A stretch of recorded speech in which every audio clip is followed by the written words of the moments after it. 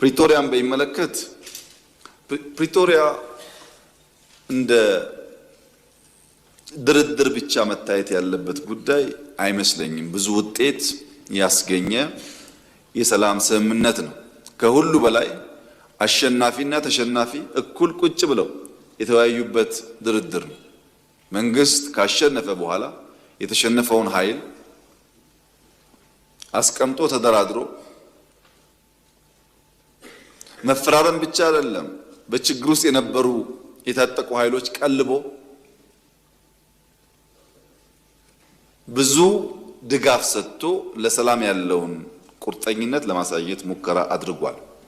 በዚያ ስምምነት ምን ተገኘ ያላችሁ እንደሆነ ቢያንስ በትግራይ ጊዜያዊ መንግስት ማቋቋም ተችሏል።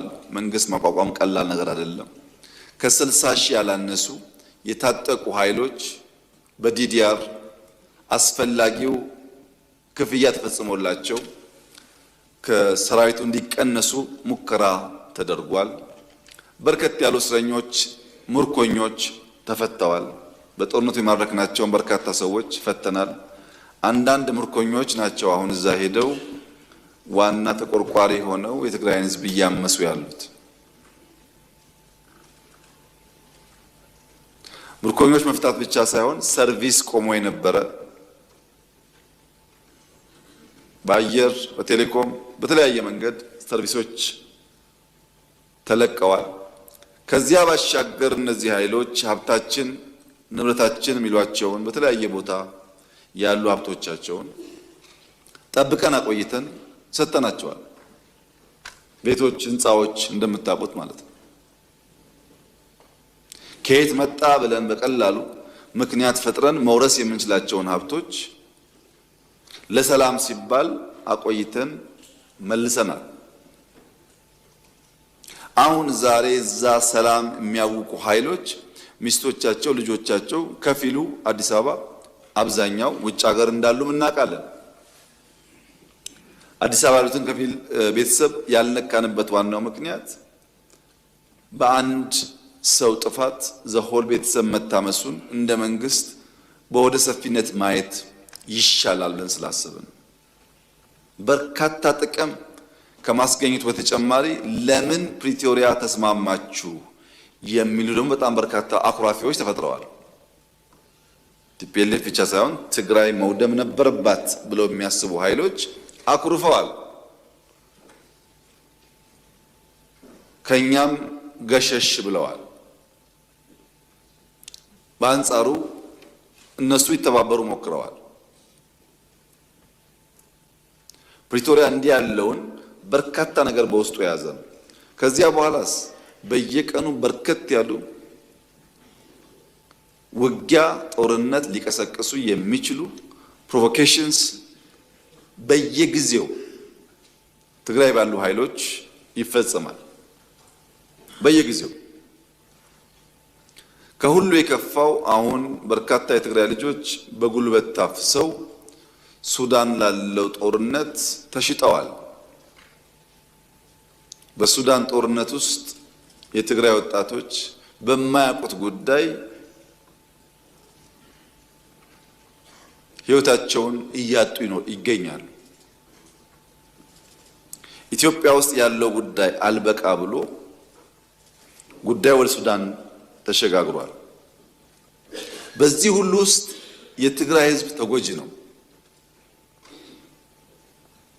የትግራይ ሕዝብ የችግሩ ባለቤት ሳይሆን የችግሩ ገፈት ቀማሽ ነው። የትግራይ ሕዝብን ችግር የበለጠ ያባባሰው የውስጥ ቁስል መሆኑ ነው። የማይታይ የውስጥ ቁስል በቀላሉ የማይሽር መሆኑ ነው። በነገራችን ላይ ዛሬ በትግራይ ውስጥ ከሚኖር ትግራዋይ በላይ በሰላም ወጥቶ መግባት የሚችል አፈሳ የማይካሄድበት በደሴ፣ በጎንደር፣ በባህር ዳር፣ በአዲስ አበባ፣ ቢሾፍቱ፣ አዳማ፣ አርባ ምንጭ፣ ሐዋሳ ያለ ትግራዋይ ትግራይ ካለው ሰው በላይ ሰላም አለው። ትግራይ ካለው ሰው በላይ በሰላም ወጥቶ መግባት ይችላል። የሚያሳዝነው ይህ ጉዳይ ግን ትግራይ ብቻ አይደለም። አማራ አካባቢ የሚንቀሳቀሱ ኃይሎች ለአማራ ሕዝብ ሰላም፣ ደህንነት፣ ጥቅም እንታገላለን ብለው የሚሉ ኃይሎች በሚንቀሳቀሱባቸው አካባቢዎች ካለው የአማራ ተወላጅ ይልቅ ኦሮሚያ፣ ደቡብ፣ ሶማሌ ያለው አማራ ሰላም አለው። እነዚህ እንታገላለን የሚሉ ኃይሎች ያሉበት አካባቢ የበለጠ ፍራቻ፣ የበለጠ ግድያ፣ የበለጠ ዘረፋና መታገዶች አሉ። ኦሮሚያ አካባቢ ለኦሮሞ እንታገላለን ብለው የሚምሉ የሚገዘቱ ኃይሎች ከሚንቀሳቀሱበት አካባቢ በላይ በአማራ ክልል የሚንቀሳቀስ፣ በሶማሌ የሚንቀሳቀስ፣ በአፋር የሚንቀሳቀስ ኦሮሞ የተሻለ ሰላም አለ። ዜጎች በገዛ ቀያቸው መንደራቸው በገዛ ልጆቻቸው እየታመሱ ይገኛሉ። ከቀያቸው ሸሽተው መኖር የተሻለ ሰላም የሚያገኙበት እየሆነ መጥቷል። ከህዝብ ተነጥሎ ህዝብ አስለቅሶ ህዝብ ዘርፎ የሚደረግ ትግል ደግሞ የትም ማድረስ እንደማይችል ከታሪኮቻችን መማር የምንችል ይመስለኛል። መንግስት አብዛኛውን ጉዳይ በትዕግስት የሚያየው ወደ ግጭት የማይገባው ለምንድን ነው ያላችሁ እንደሆነ ዓላማ ቢስ ነው። ዓላማ የለውም። ይህንን ግጭት ከፈጸምን በኋላ አሳካን ብለን የምንናገረው አንዳች ቁም ነገር የለም። በዚያም በዚህም ብንገል ብንሞት ትርጉም የለው። ኢትዮጵያ ውስጥ በተለይ ትግራይ አካባቢ ያለው የፖለቲካል አውድ የመጥረቢያ ፖለቲካ ሰለባ ነው። ትግራዋይና ኢትዮጵያውያን የሆኑት መጥረቢያ ሶስት አክተሮች አሉት። አንደኛው አክተር ከብረት የሚሰራው የሚቆርጠው የተሳለ ነገር፣ ሁለተኛው አክተር ተጣሞ እዚያ ውስጥ የሚገባው እንጨት ነው። ሶስተኛው አክተር እንጨቱን ይዞ የሚቆርጠው አካል ነው። የመጀመሪያው ብረቱ የተሳለው መጥረቢያ ምንም ዓላማ የለውም። የእንጨቱን ዓላማ ይፈጽማል። እንጨቱ ሲያዘው ብቻ የእንጨቱን ፍላጎት የእንጨቱን ዓላማ ፈጻሚ እንጂ የራሱ ሐሳብ የራሱ ዓላማ የለውም። እንጨቱም የያዘውን እጅ ወደ መራው የሚሄድ በያዘው እጅ የሚታዘዝ የያዘውን እጅ ፍላጎት የሚመልስ እንጂ የራሱ ዓላማ የለውም። ቲፒኤልኤፍ እንደ መጥረቢያ ነው። መያዛው እንጨት እንደ ሻዕቢያ ነው። ዋናው አዛዦች ባለጉዳዮች ሌሎች ናቸው። ከመጥረቢያው ጋር ከብረቱ ጋር ብንጋጭ እንጨቱ እስካለ ድረስ ከእንጨቱ ጋር ብንጋጭ እንጨቱን የሚያዘው ሰው እስካለ ድረስ ዘላቂ ሰላም አናገኝም።